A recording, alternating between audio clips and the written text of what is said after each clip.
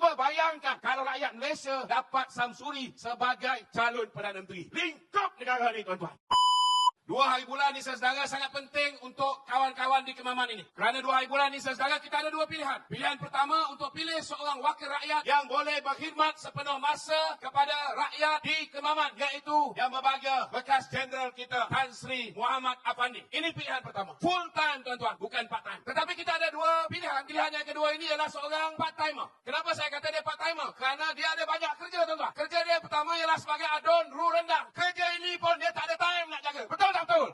Kerja kedua dia kena jaga negeri Terengganu keseluruhan. Dan ketika Terengganu berhadapan dengan musibah banjir tahun lepas, tuan-tuan, dia walaupun dah pergi ke pusat pemindahan, kita lihat banyak bangsa-bangsa beribu dah duduk dalam pusat pemindahan, dia tetap meneruskan percutian dia ke Auckland. Betul tak betul? Dia sampai di Auckland, dia diberitahu bahawa ada yang dah mati. Ada tak dia pendekkan, tuan-tuan, percutian dia dan balik ke Malaysia untuk melihat jenazah-jenazah yang telah pun dikafankan akibat daripada banjir. Tak ada, tuan-tuan. Dia tak ada masa nak jadi menteri besar, tak ada masa nak jadi adun ru rendang, tak ada juga masa nak jaga 4 portfolio ESCO yang dia pegang. Hari ini, tuan-tuan, dia nak tawarkan diri menjadi ahli parlimen dan Muhyiddin kata, tuan-tuan, dia bakal jadi Perdana Menteri. Tuan-tuan, bagaimana mungkin dia nak jadi Perdana Menteri? Mereka hanya ada 1/3 pun tak sampai. Betul tak betul? Kerajaan Dato' Sri Anwar sudah ada 152 orang, tuan-tuan. Kita bentuk kerajaan 148. Meninggal seorang. Kenal siapa? Sadiq Srigaraga. Dia meninggalkan kita, bukan meninggal dunia. 1 pergi, 5 datang mari. Dan ramai lagi akan datang mari. Betul tak betul, tuan-tuan? Kita lihat, tuan-tuan, apa lagi kerja part time yang dia buat. Kita heran macam mana judi daripada 8 kali tiba-tiba dilepas berada dalam kerajaan. Kita lihat, tuan-tuan, rang undang-undang 355, RUU 355. Ada mereka sebut? Tak ada. Mereka sebut dulu kita nak laksanakan hudud. Ada yang laksana? Tak ada. Tiba-tiba daripada 8 kali cabutan special draw judi ni pergi melompat pergi ke 22 kali, tuan-tuan. Rupa-rupanya, saudara Menteri Besar Terengganu ni ada satu lagi kerja part time. Kerja part time dia apa, tuan-tuan? Dia bantu melobi, tuan-tuan. Lobi apa? Tuan-tuan tengoklah gambar beliau bersama dengan Tan Sri Vincent Tan, tokek judi di atas kapal pelayaran. Ingat lagi tak, tuan-tuan? Ini belum lagi kerja part time dia sebagai penjual tanah. Berapa banyak tanah yang telah dijualkan? Tanah yang Haji Adi jual, tuan-tuan, saudara, kepada Koperasi Insaf, tanah nilai 29.3 juta ringgit, jual 550,000 ringgit saja kepada Koperasi Insaf. BN ambil alih, BN beli balik 6 juta lebih atas angin Koperasi Insaf, untung 6 juta lebih. Datang Samsuri, tuan-tuan, dia jual tanah yang sama, saudara. Dia jual kepada NGO milik isteri dia, Khairunisa. Siapa NGO ni, tuan-tuan? Pengurusi dia, isteri kepada Samsuri. Siapa ahli jawatan kuasa dia? Saudara, isteri-isteri kepada Esko Kerajaan Negeri yang meluluskan